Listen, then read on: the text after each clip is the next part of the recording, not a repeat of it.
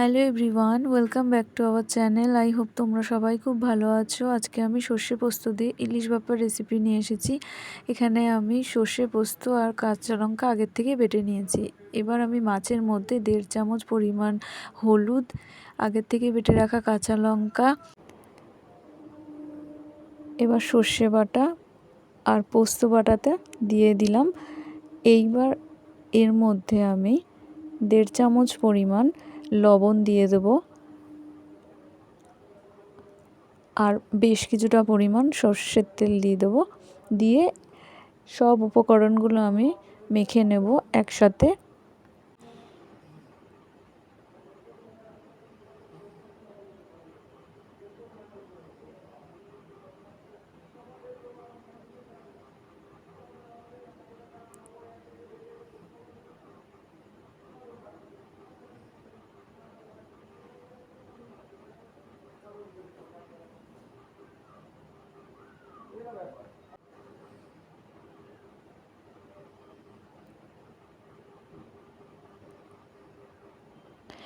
সব উপকরণগুলো মিক্স করা হয়ে গেছে, আমি এটাকে এভাবেই রেখে দেব।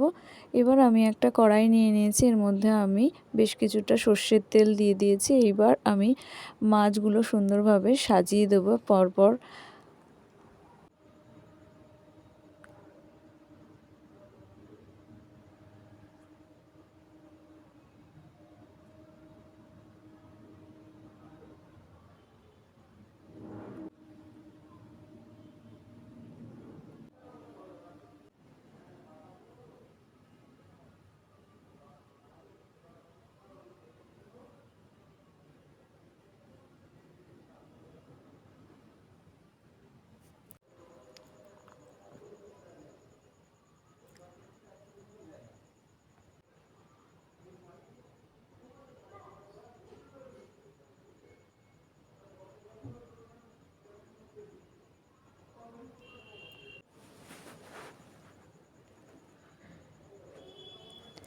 মাছগুলো আমার সাজানো হয়ে গেছে। এবার আমি এর উপর দিয়ে 4টে কাঁচা লঙ্কা দিয়ে, যে বাটিটা আমি মাছটা মিক্স করেছিলাম সেই বাটিতে অল্প পরিমাণ জল দিয়ে সেই জলটা আমি এর মধ্যে দিয়ে দেবো।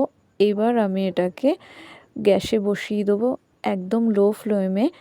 ঢাকা দিয়ে এটা আমি 15 থেকে 20 মিনিট এইভাবেই ঢাকা দিয়ে রেখে দেবো। 15 থেকে 20 মিনিট হয়ে যাওয়ার পর আমি ঢাকনাটা খুলে একটু চেক করে নেব। তো আমাদের সর্ষে পোস্ত দিয়ে ইলিশ ভাপা একদম রেডি। এটাকে আমি এবার নামিয়ে নেব।